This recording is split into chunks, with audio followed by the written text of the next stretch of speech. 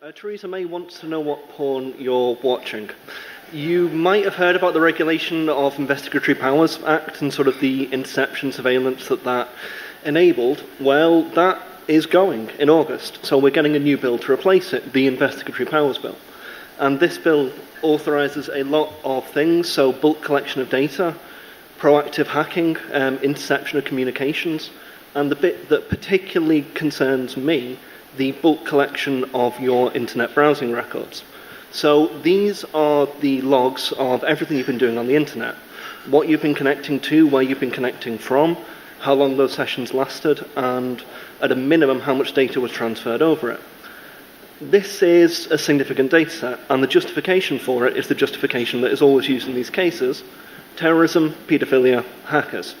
So if you read the bill, there are some very detailed case studies about these records being used to track down child abusers or being used to track down terrorism preemptively. But as we know from the Regulation of Investigatory Powers Bill, that isn't always the case. Chris Youre, not a particularly likeable man, but the way that case was handled really wasn't ideal.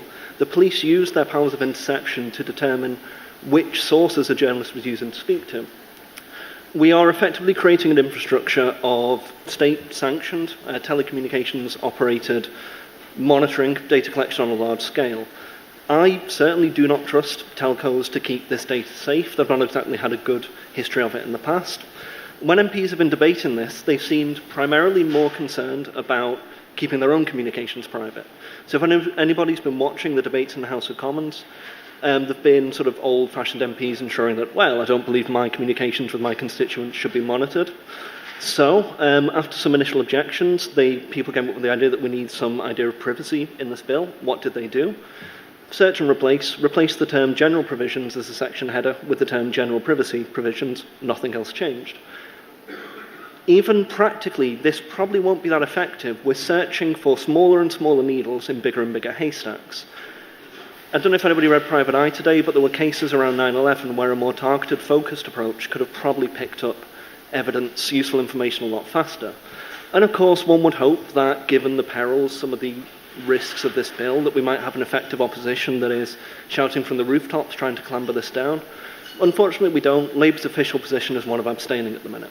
So back in October last year, I read the initial draft of the bill, and this really pissed me off. And I couldn't really clearly articulate why, couldn't really demonstrate what does this mean, why is this a concerning thing. So on the second day of OggCamp, tired, a little bit drunk still, to be honest, from the first night, hungover, I started developing a tool, a website, and a Chrome extension to broadcast everything that I browse in real time as an explanatory tool for what this means, and this is it. So hosted at icreacharound.xyz, which is not the slightly dodgy porn site it sounds like, you can see everything that I access, every bit of Wikipedia. One of the interesting things, I've been browsing almost no porn since I started this experiment.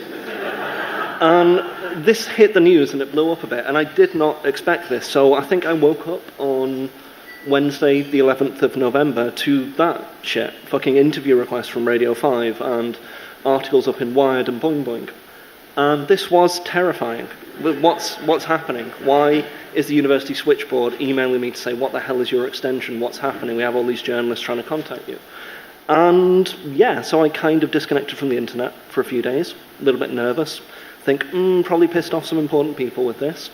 But slowly you start to kind of revel in just setting shit on fire and seeing what happens.